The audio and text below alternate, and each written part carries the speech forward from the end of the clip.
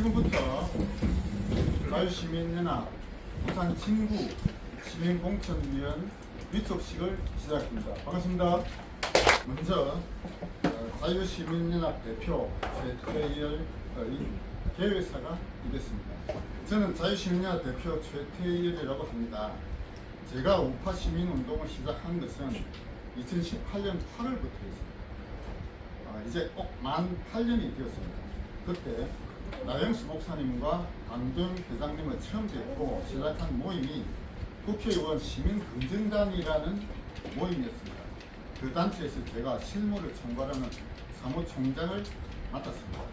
그 모임의 목표는 시민들이 국회의원 후보를 검증하여 제대로 된 인물들을 국회의원으로 당선시키자는 것이었습니다. 그 후 치러진 2020년 제21대 총선에서 그 목표는 달성하지 못하였습니다. 2022년 3월에 있었던 제20대 대선 이후에 그 모임의 다수 인사들이 부산시에 정식으로 등록하여 보조금을 지원받는 모임이 되면 명분도 있고 실리도 있을 것이라고 하였으나 저는 시에 등록하면 제대로 된 정치 활동을 하지 못할 것이라고 반대하여 2022년 8월 25일 자유시민연합이라는 단체를 따로 만들었고 그 대표를 맡았습니다. 자유시민연합은 창립 당시에 윤석열 정권의 성공을 바라는 애국시민 모임이라는 캐치프레이즈를 걸고 주로 국민의 힘을 지지하는 활동을 해왔습니다. 자유시민연합은 그동안 선거에서 2번의 승리를 한 경험을 가지고 있습니다. 2024년 4월의 제22대 총선과 그해 10월에 있었던 금정구청장 보궐선거였습니다.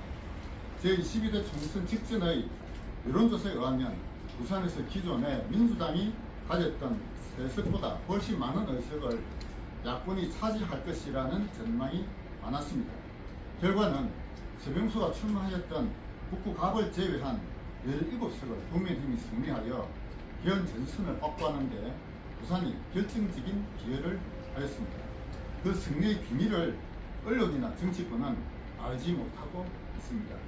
자유시민연합은 그때 적극적으로 참여하여 국민의힘의 승리에 상당한 기여를 하였고 그것을 제21대 총선 백서라는 책으로 발간하였습니다. 제21대 총선 백서라는 책을 보면은 저희 활동이 자세히 기록되어 있습니다. 그해 10월에 있었던 금정구청장 보궐선거에서 민주당과 조국당이 단일을 하여 국민의힘이 보전할 것이다 라는 사전 여론조사가 많았습니다. 그때에도 자유시민연합은 적극적으로 개입하였습니다. 금정구의 우파에서 수백 명의 명단을 캠프에 제공했고 자유시민연합 회원 4명이 캠프에 상주하면서 거의 매일 문자 발송과 전화를 했습니다. 결과적으로 22%라는 큰 차이로 국민의힘이 승리하는 데 상당한 기여를 했습니다. 자유시민연합은 이러한 2번의 선거에서의 승리를 한 경험을 바탕으로 2028년 4월 12일로 예정되어 있는 제23대 총선에 적극적으로 개입하고자 합니다. 지난 22대 총선에서는 국민의힘 후보면 무조건 지지하는 활동을 하였으나 오는 23대 총선에서는 국민의힘 후보라고 무조건 지지할 것이 아니라 이재명 정권과 제대로 싸워 정권을 탈환하는데 앞장서는 전투력 있는 인물들을 국회로 보내야 한다고 생각합니다. 자유시민연합은 그동안 주로 부산에서 활동했으나 오는 23대 총선에서는 월경 40석 모두에서 좌파와 제대로 싸울 수 있는 자유의 전사들을 공천받게 하고 당선시키는 것을 목표로 세웠습니다. 강동혁 지도부는 다음 총선에서 좌파와 제대로 싸울 수 있는 자유의 전사들을 공천하려 할 것입니다. 이는 지난 지방선거에서 대구의 이진숙과 울산의 김태규를 단수 공천한 것과 부산 북구 갑에서 인지도에서 현격하게 뒤지는 명품을 박민식과 경선에 붙인 것을 보면 알 수 있습니다.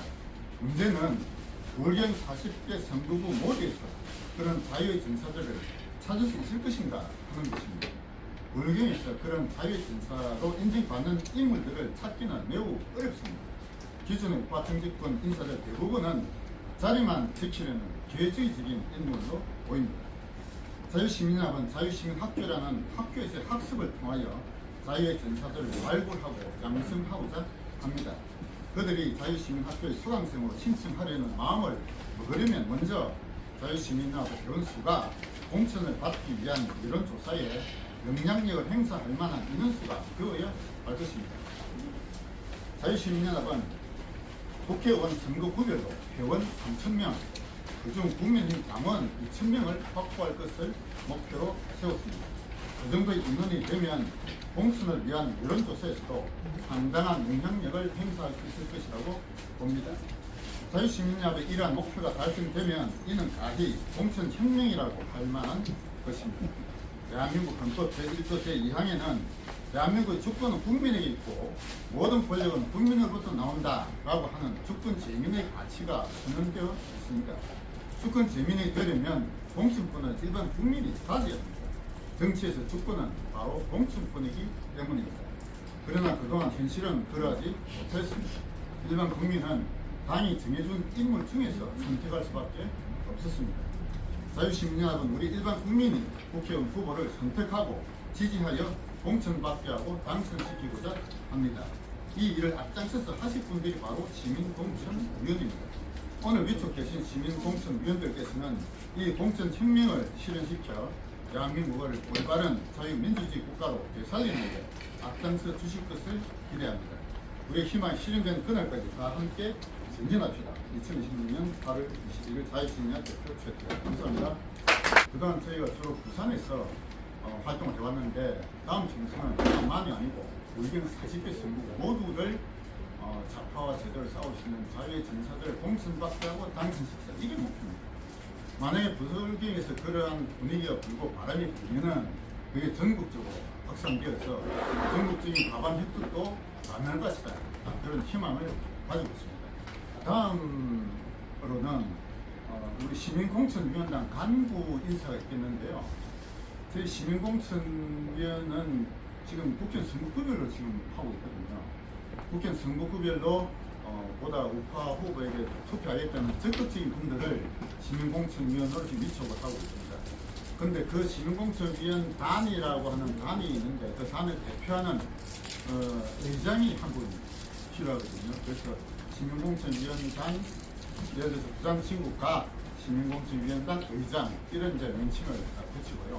다음에 의장과 함께 조직을 강화하는 사무국장을 한 분 또 위촉하고, 그래서 각 선거구별로 의장과 사무국장 이 두 분이 힘을 합쳐가지고 조직을 만드는 강화시키는 그런 역할을 하게 될 것입니다. 부산지구 그 을의 사무국장으로 이제 하신다는 분이 저희 박수연 님 오늘 이 자리에 오셨어요. 그래서 우리 부산지구 을의 사무국장을 맡기로 이제 하신 우리 박수연님 인사 말씀 잠깐 나와서 하겠습니다. 이 앞으로 나오세요. 반갑습니다.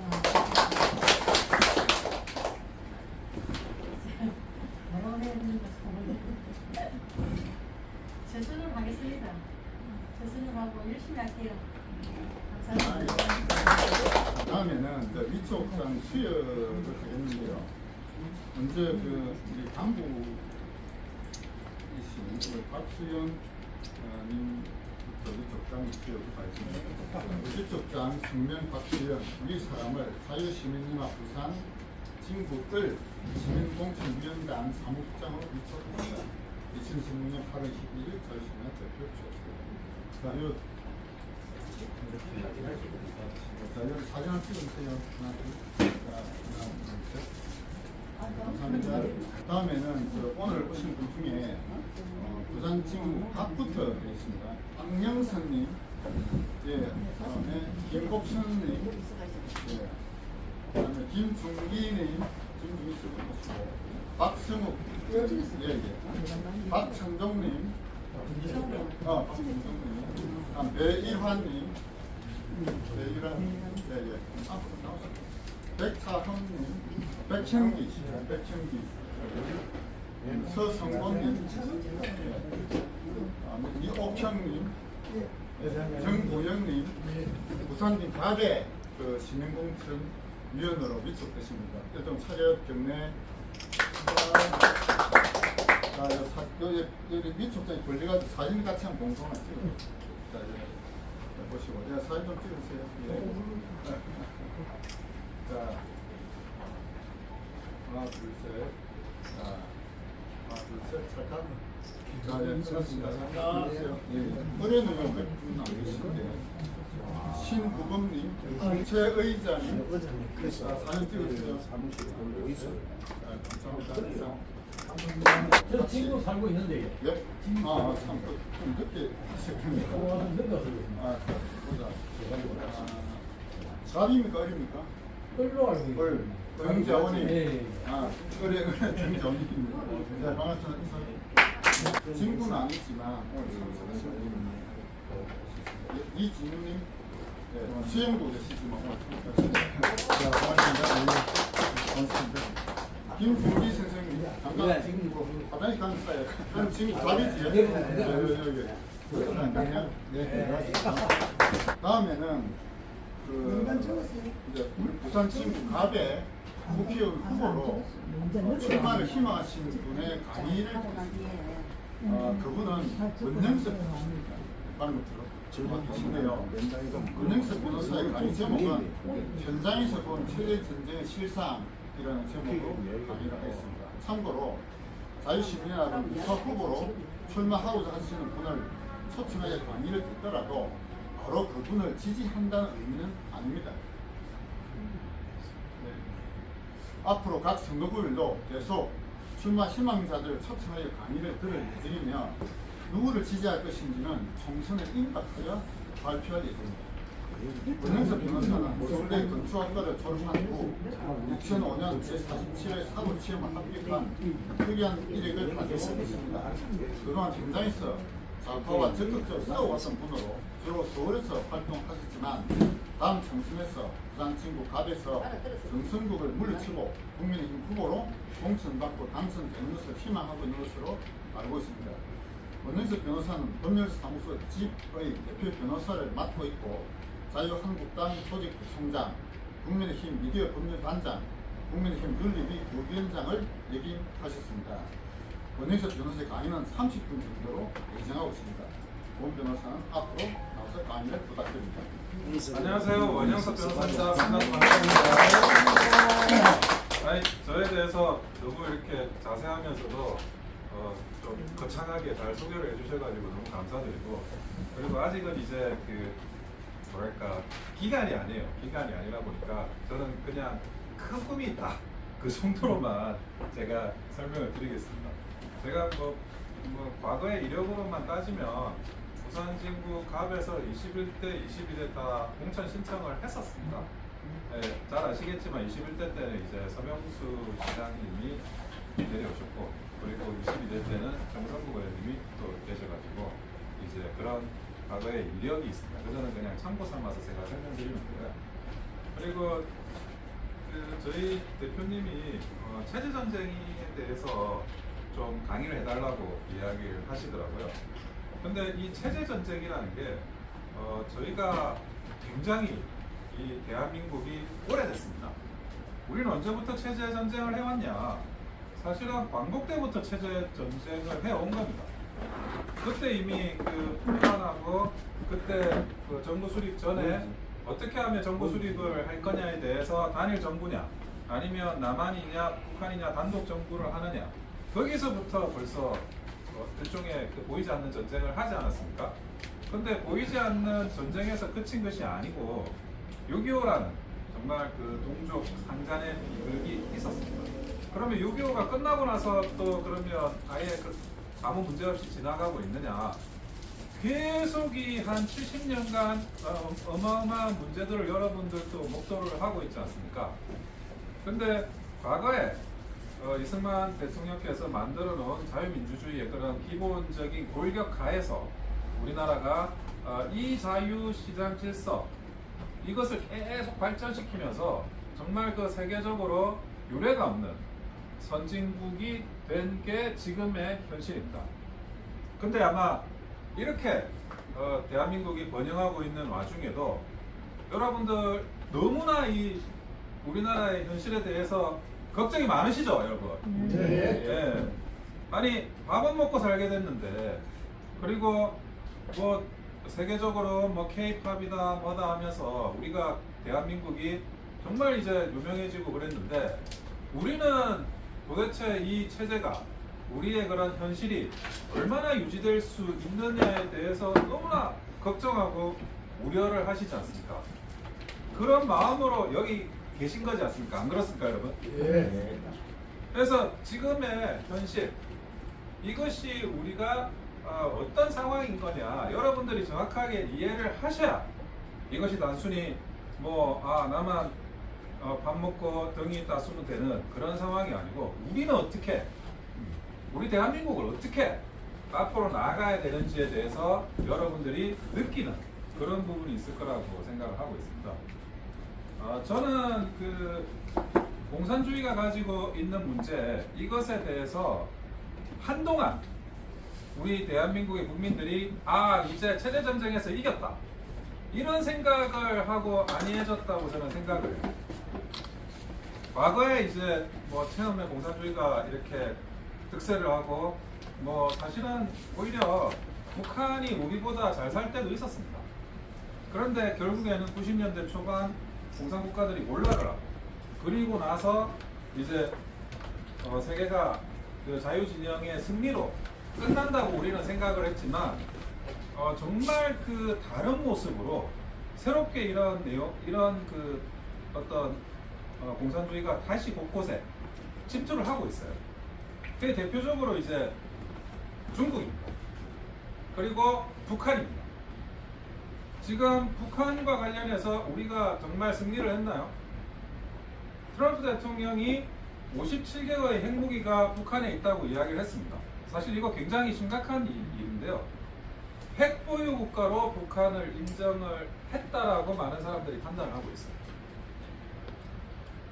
우리가 가지고 있는 예산, 그리고 뭐 무기들, 뭐 탱크니, 뭐 전투기니 이런 것들 많이 가지고 있습니다. 하지만 핵폭탄 한 발이면 그런 엄청나게 쌓아온 번영이나 이런 무기들이 다 의미가 없어지는 거예요. 그런데 계속 비핵화를 위해서 노력을 하고 있는데 그 비핵화 때문에 우리가 어떻게 하고 있습니까? 유엔도 결의를 하고 있고 전 세계적으로 미국부터 해가지고 경제 제재를 하고 있습니다. 하지만 북한은 여전히 살고 있어요. 뭐 그게 힘들어서 잘 사느냐 못 사느냐의 문제만 있을 뿐이지 여전히 57개나 가지고 있는 핵폭탄을 보유를 하고 있다는 거지 않습니까? 거기에 또 배후가 누구냐? 그게 중국이 배후가 되고 있는 거예요. 근데 그러면 우리가 뭐 그 중국을 미워하자, 북한을 미워하자 그런 이야기를 하는 게 아닙니다. 자, 러시아하고 미국하고 물론 이제 우크라이나 러시아 전쟁 발생하면서 약간 다른 부분도 있지만 서로 간에 견제를 하면서도 협력을 합니다. 우리도 마찬가지로 중국하고 경제적으로 협력해야 돼요. 설린 관계를 유지하면서 우리가 번영을 유지하는데 가장 중요한 파트너로 중국을 바라봐야 됩니다. 하지만 그럼에도 불구하고 우리가 마음속 깊이 무엇을 방어해야 되느냐 하는 것들 그런 것들이 굉장히 중요하다. 그러니까 대표적으로 유럽을 보더라도 서로 간에 각 제방 국가들이 서로 수면 아래 보이지 않는 싸움을 하고 있습니다. 이번에 그 영국이 EU에서 탈퇴를 한 일이 있었습니다. 아마 여기 계신 분들 뭐 대부분 알고 계시겠지만 그걸 이제 브렉시트라고 하는데 그 브렉시트를 실제로는 다른 나라에서 추정키로는 러시아에서 영국의 어떤 가짜 뉴스를 퍼뜨려서 만든 거다 이런 이야기가 있어요.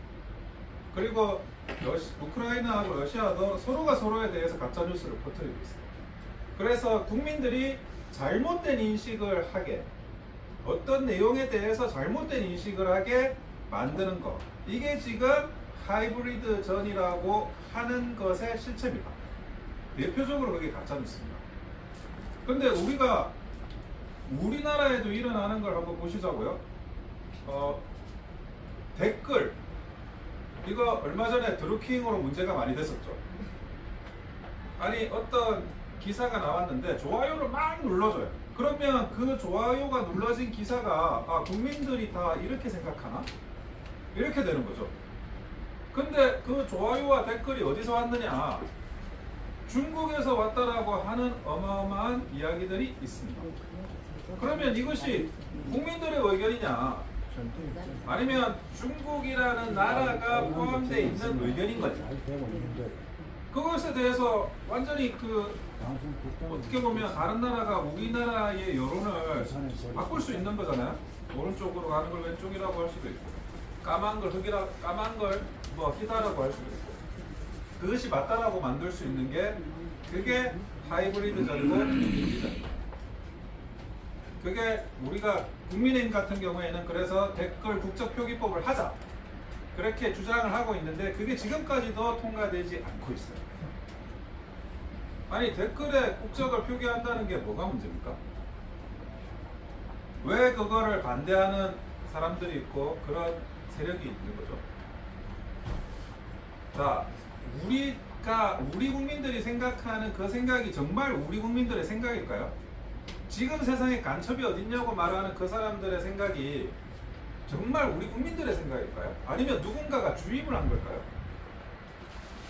얼마 전에 민주노총 주요 간부가 간첩죄로 유죄 확정 판결을 받았습니다. 사실 간첩이라는 존재를 확인해가지고 유죄 확정 판결까지 받는 것은 굉장히 어려워요. 무슨 말이냐면 간첩이 나 간첩입니다 하고 돌아다니진 않잖아요. 그렇죠? 간첩이 아닌 것처럼 돌아다녀야 간첩이지. 간첩이에요 하고 걸리면 그거 이상한 사람이죠. 그런데 뭐 스무스무 하다가 어쨌든 걸려서 간첩으로 유죄 판결을 받은 사람이 있는 거고, 그러면 우리가 걸리지 않는 많은 사람들이 있다는 겁니다. 자, 북한에 지원을 한다 하더라도 핵무기를 개발하지 않을 거다라고 판단한 누군가가 있죠. 우리나라에도. 근데 그게 성공을 했습니까? 실패했죠. 네.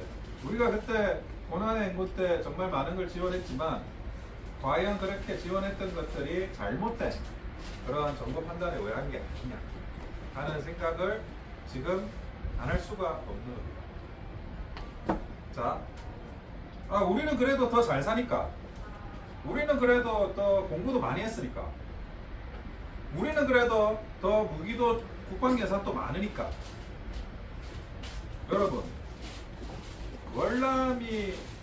월맹보다 더 미군의 지원을 많이 받아가지고 더 풍족했어요. 경제적으로도 풍족했고 무기도 더 좋았습니다. 그런데 월맹한테 망했죠. 그렇죠?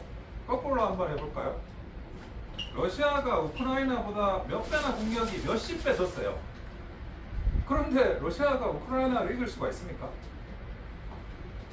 없어요. 그러니까 그냥 우리가 생각하고 있는 우리가 가진 많은 장점들이 실제로 우리가 생각하는 것만큼의 장점이 아닐 수가 있다는 게 현대, 과거의 역사가 계속 증명을 하고 있습니다. 제가 또 다른 사례를 한번 들겠습니다. 우리가 최근에 해킹 사태가 있었죠. SK, 그리고 쿠팡, 그리고 롯데카드, GS 리테일 이런 해킹 사태가 있었는데, 해킹을 그러면 가장 많이 하는 많이 시도하는 나라가 어디냐? 저희가 확인해 본 바로는 중국과 북한입니다. 그러면 이 사람들이 개인정보를 그냥 유출해 가는 거예요. 우리 주민번호도 알고 전화번호도 알죠. 주민번호, 전화번호를 알면 어떤 걸 알 수가 있습니까? 그 사람이 몇 살인지 알 수 있죠. 여자인지 남자인지도 알 수 있고. 여러분 아마 어딘가에서 걸려오는 스팸 전화, 스팸 문자 많이 받으시죠? 그거는 또 어디서 날라오는 걸까요? 어떻게 우리를 알고 정확하게 문자가 날라올까요? 젊은 애들한테는 고수익 알바 문자가 날라가고 있고요. 40, 50대, 50대한테는 주식 투자 알바가 문자가 날라가고 있고요. 60대 이상, 70대 이상 연로하신 분들한테는 로맨스 스캠이라고 사기자라고 하는 애인 문자가 날라가고 있어요. 왜냐하면 배우자를 사별했을 가능성이 있습니다. 그런 식으로 적확하게 맞춰서 날아가고 있는데, 거기에 우리 여러분들 피해를 입는 분들도 저는 없지 않아 있을 거라고 생각을 해요. 굉장히 그 보이스피싱으로 피해를 많이 입고 있는데 그것이 최근에 드러났죠. 캄보디아 어딘가에서 또 만들고 있고. 근데 캄보디아 어딘가에서 그 보이스피싱 기지를 이렇게 확인을 했더니 중국 사람이 사장이었죠. 그러니까 여러분 우리가 가지고 있는 그런 어떤 정보 그리고 우리가 보고 있는 인터넷의 기사 우리가 중요하게 생각하고 있다고 하는 그런 그 좋아요와 댓글들 그것이 만약에 우리를 적으로 두고 있는 어떤 나라에서 작업을 할 거라면 우리는 우리나라가 우리나라를 위한다고 생각하지만 실제로는 반대로 가고 있을지도 모릅니다. 체제전쟁은 이 수면 위에 나오는 어딘가에서 무슨 집회를 해 어딘가에서 블랙카드 들고 행진을 해 그게 있는 게 아닐 수도 있다는 거예요. 이 하이브리드전은 바로 우리가 모르는 부지불식간에 들어오는 겁니다. 실제로 제가 국민의힘에서 가짜뉴스 대응을 많이 했습니다. 가짜뉴스 대응이라는 것은 결국에는 국민의힘을 공격하는 가짜뉴스는 결국 저는 대한민국을 공격하는 가짜뉴스라고 생각을 해요.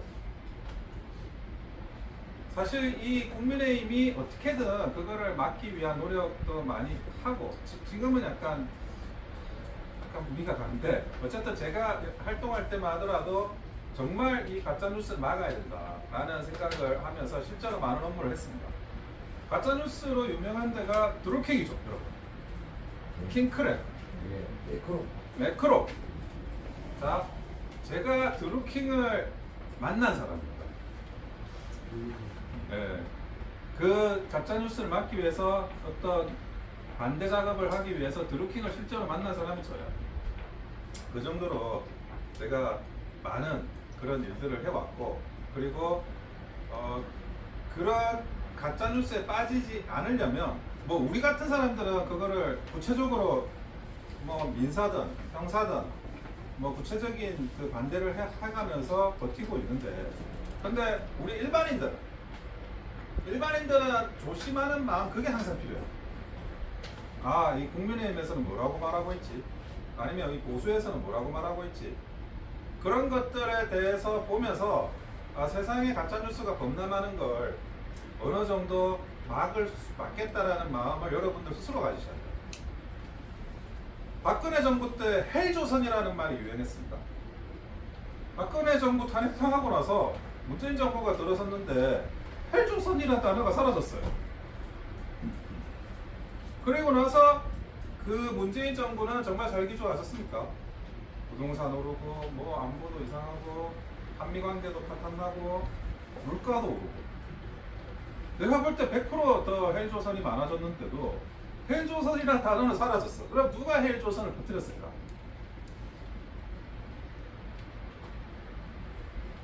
저는 국민의힘에 이제 2016년에 이제 정치에 입문을 했어요. 정치에 입문을 했는데 저도 우리 국민의힘의 보수당에 실망한 적도 많습니다.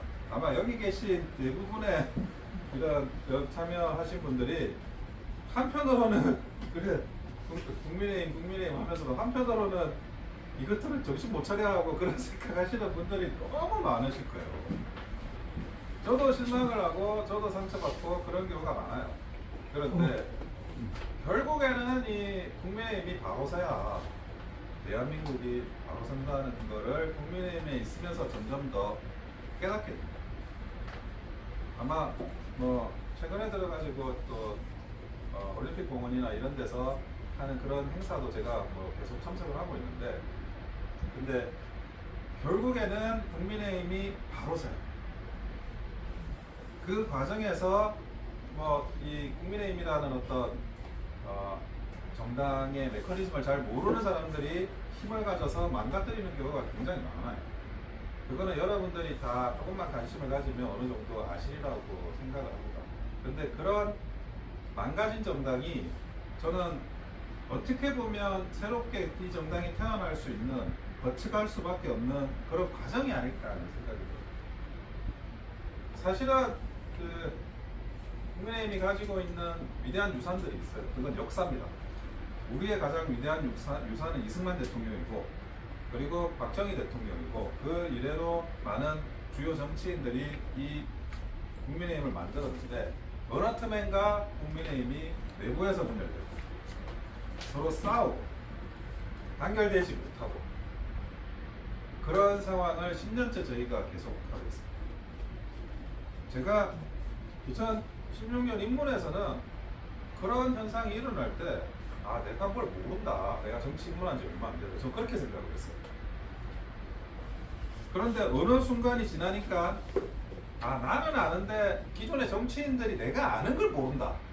그 다음에는 그렇게 생각을 했습니다. 근데 지금은 그렇게 생각하지를 않아요. 지금 어떻게 생각합니까? 내가 모르는 것도 아니고 내가 아는 것도 아니고 그 사람들이 모르는 것도 아니고 그 사람들이 아는 것도 아니에요. 우리 주위 어딘가에 간첩이 있는 거예요. 그래서 계속 뭐가 아고가 안 맞고 뭐가 조금 하려 그러면 자빠지고 어딘가에서 그런 세력들이 저는 토아리를 틀고 있지 않나라는 의심을 지울 수가 없습니다. 그런데 그럼에도 불구하고 중심이 바로 서야 된다. 얼마든지 중심을 바로 세울 수 있고, 저는 그 옛날에도 박정희 대통령이 공화당을 운영할 때도 공화당 안에 불합치가 없었을까요? 있었겠죠. 그럼에도 불구하고 번영을 이뤄내지 않았습니까? 위대한 결단을 할 수 있었잖아요.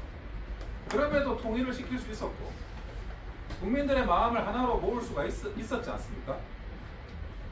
그래서 그 과정에서 우리가 그렇게 마음을 하나로 모았을 때 우리가 원하는 이 지금의 체제, 자유민주주의, 시장경제도 있어. 이런 체제를 유지를 할 수 있다. 그리고 각각의 전사들이 있습니다. 그거는 이제 어떤 사람은 알려져 있고 어떤 사람은 알려지지 않은 사람들도 굉장히 많아요. 여기는 사실은 알려지지 않은 데서 일이 되는 경우도 굉장히 많아서 그런 분들이 있습니다. 정말 마음속으로 헌신하고자 하는 애국심으로 불타오르면서 제대로 인정도 못 받으면서도 일하는 사람들이 있어요.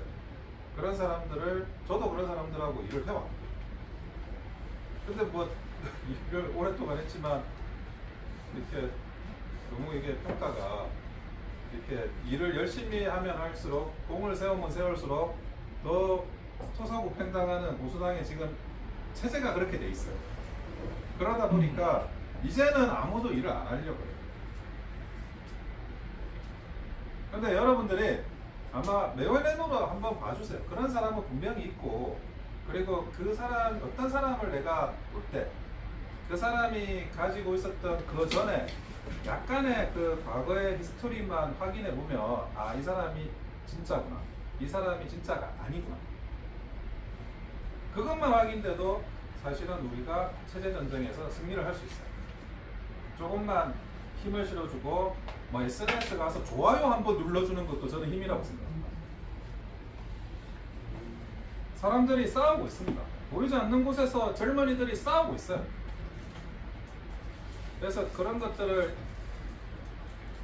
인지해 주시고 우리가 정말 이 자유를 위한 투쟁이 무엇이 돼야 되는가 라는 것을 같이 고민을 한다면 저는 이 체제를 지키고 정말 뭐 제대로 된 그런 대한민국을 반석에 올릴 수 있을 거라고 믿어 의심치 않습니다. 감사합니다.